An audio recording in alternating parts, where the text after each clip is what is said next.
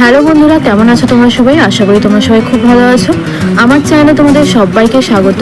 দিনটা ছিল 14ই এপ্রিল। সেদিন আমরা গেছিলাম নন্দনে।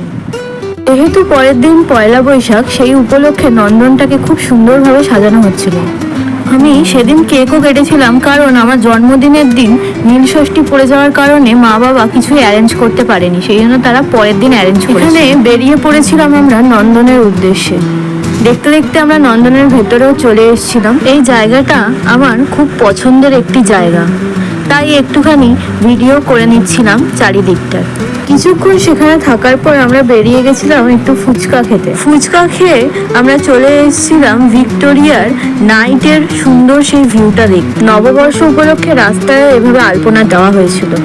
তারপরে একটু পেট পুজো সেরে নেওয়ার পর রাস্তা দিয়ে হাঁটতে হাঁটতে মেট্রো স্টেশনে এসে মেট্রো করে বাড়ি ফেরার পথে রওনা দিলাম। তাহলে আজকের ভিডিওটা তোমাদের কেমন লাগলো? ভালো লাগলে অবশ্যই like, comment, share and subscribe করতে ভুলো না। টাটা।